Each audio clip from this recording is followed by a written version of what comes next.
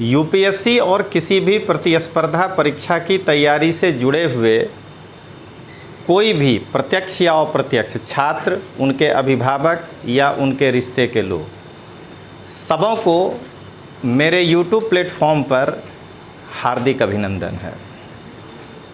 दोस्तों, हम सभी जानते हैं कि इतिहास हमें यह सिखाता है कि किसी भी सुधार या आंदोलन के लिए एक तात्कालिक घटना होता है। जैसे 1857 का यदि विद्रोह हुआ था तो हम चर्बी वाला कारतूस एक तात्कालिक घटना के रूप में बताते हैं, लेकिन इतिहास यह भी सिखाता है कि किसी भी आंदोलन या सुधार के लिए तात्कालिक घटना एक क्रिया और प्रतिक्रिया के रूप में काम करता है, उसके पीछे अनेक कारण होते हैं। तो उसी तरह दिल्ली में राव आईएएस कोचिंग सेंटर के बेसमेंट में पानी भर जाने के कारण हमारे 3 युवा जो अपना असमय अपनी जान को गंवा दिए, इसे मैं एक मानव संसाधन का क्षति मानता हूँ। और उसके बाद जिस तरह से राजेंद्र नगर और मुखर्जी नगर में छात्रों के द्वारा आंदोलन हो रहा है, तो इसे चाहे किसी दल के नेता हों या अधिकारी तात्कालिक घटना मान रहे हैं।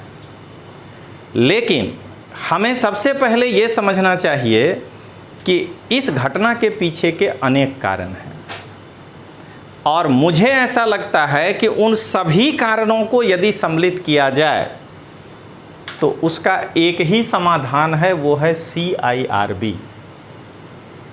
आज मैं इन्हीं मुद्दों पर दिल्ली के जितने भी महत्वपूर्ण और विद्वान शिक्षक हैं, उन सबों को एक मंच पर आने के लिए अपील कर रहा हूं। दोस्तों, मैं बार बार CIRB इसलिए कहता हूं कि आपको पता होना चाहिए कि ये CIRB है क्या। तो मैं बार बार बताता हूं कि ये CIRB जो है, ये C से है कोचिंग, I से है इंस्टीट्यूट, R से है रेगुलेशन और B से है बिल। मैं छात्रों के साथ साथ इन विद्वजनों को भी ये कहना चाह रहा हूं कि हम सभी शिक्षक हैं। आज जितने भी 1995 के बाद या 90 के बाद IAS अधिकारी हुए हैं या IPS अधिकारी हुए हैं या केंद्रीय सेवा में ग्रुप A और B में, 90% हम लोगों के द्वारा ही पढ़ाए गए छात्र हैं। तो आज उन अधिकारियों को हम लोग एक बार फिर से चाणक्य बन करके मार्गदर्शन करें, जो उनके विद्यार्थी जीवन में उनको हम लोगों ने किया था, और उनके द्वारा एक प्रेशर क्रिएट किया जाए राजनीतिक हलकों में कि संसद को ये एक बिल लेकर के आना चाहिए।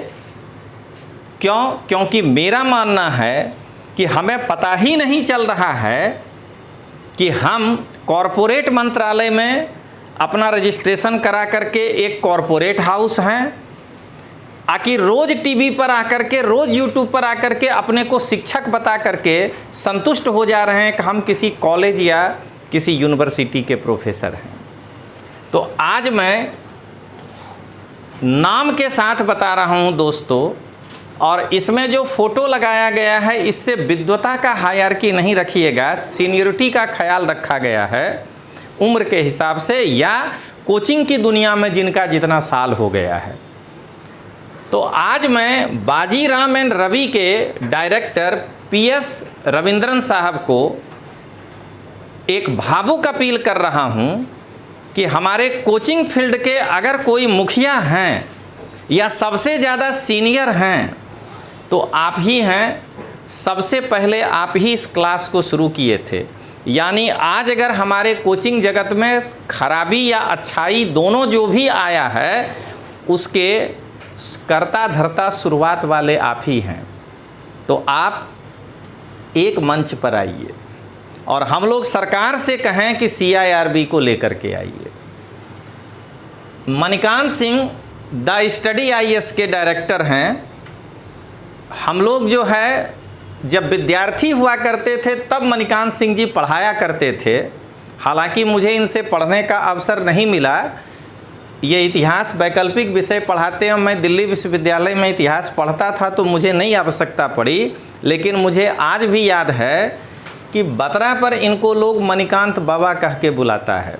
बाबा बिहारी भाषा में सीनियर को कहा जाता है।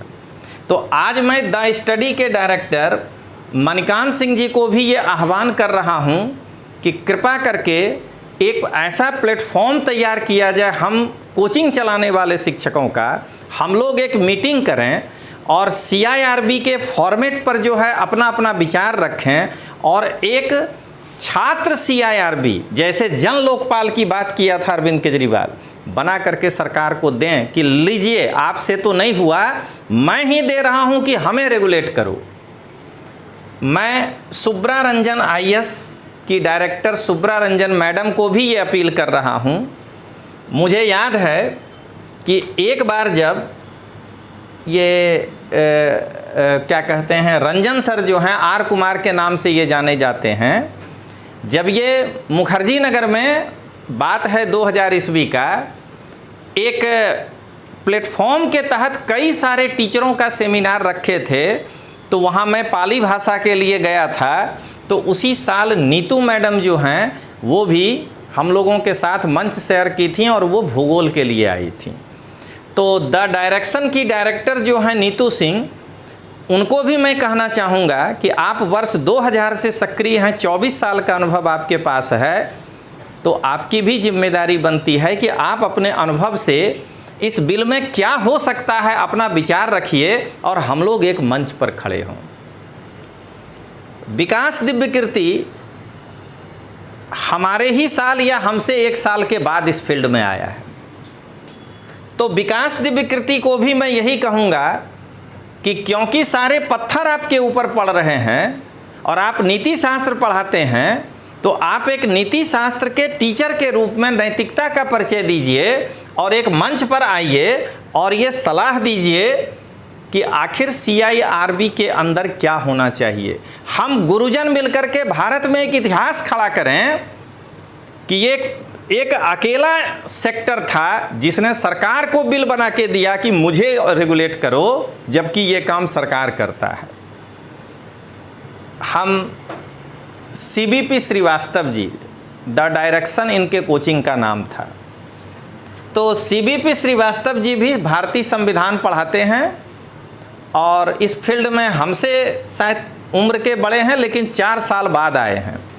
तो CBP श्रीवास्तव जी पत्रकारिता भी किए हैं और उसके बाद लंबा संविधान पढ़ाए हैं। तो हमें ऐसा लगता है कि अगर वो भी इस मंच पर आएँ तो शायद एक नया दिशा मिले। R कुमार जी, आस्था IAS इनका कोचिंग है। हम सब एक ही साल एक साथ इस अच्छाई को कहिए या इस बुराई को जन्म देने में सामूहिक भूमिका अदा किए हैं। सब एक वर्ष के कोचिंग चलाने वाले लोग हैं।